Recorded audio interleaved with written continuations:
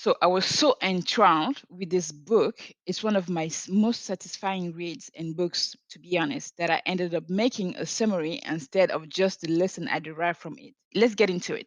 The two most important ones. First is the quote from Frankel: between stimulus and response, there is a space.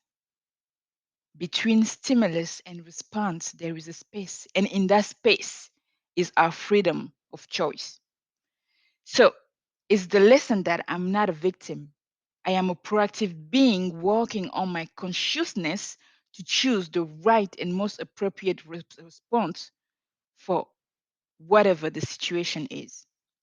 Between stimulus and response, there is a space.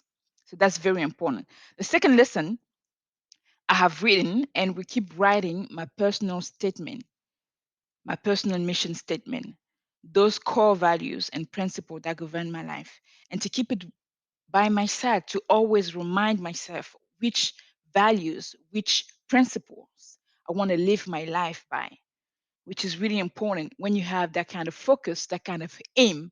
Hence, the name of the channel, that kind of aim, that kind of purpose, it gives you direction so you don't just drift in life idly, not knowing where to go, where to aim, where to focus your energy. And it gives you a sense of being. It gives you a sense of existing when you really have core values, a principle you abide by. So the third lesson is I listen carefully. I do not hastily give my 2 cents about the situation, what I will do or how I will behave. I shut up. I shut up. I open both ears, close my mouth, open my heart and soul, and listen carefully.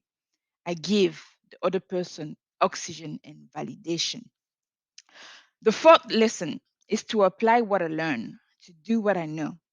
So I don't know how the code goes in English, but it's like to learn and not to do is not to learn. To know and not to do, I think, is not to know. So I learn something directly, I apply it because the most time I go by with the knowledge, there's a chance I will never apply it. So I learn, I apply. I know, I do it. So the fifth lesson is I keep my engagements and promises or do not take them if I am not sure I can keep them. Of course, things do happen. Life does happen. In that case, well, I apologize and try to find another date or occasion to keep that engagement. But most of all, I keep my engagements and promises because when you do so, you increase your self confidence, you increase the value you have of yourself, the love you have for yourself. The sixth lesson is to focus on cadring two activities. Cadring two activities is what he calls important but not urgent. So, like for example, writing and rewriting my personal mission statement, exercise, hitting healthy, keeping in mind that all dimensions matter: physical, social, emotional, spiritual, mental, and for each, first things first. Indeed, success without a balanced home life and strong relationships is nothing, and vice versa. You cannot focus just on relationship and forget about success. You cannot just focus on success and forego your health, your and I mean both mental and physical health. So you have to keep a balance on everything, and in every dimension, you put first things first. The seventh lesson is a quote, and I think a very important one. Love is a verb. Love, the feeling, is a fruit of love, the verb.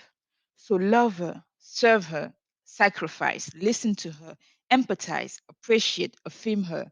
Are you willing to do that? Love is a verb.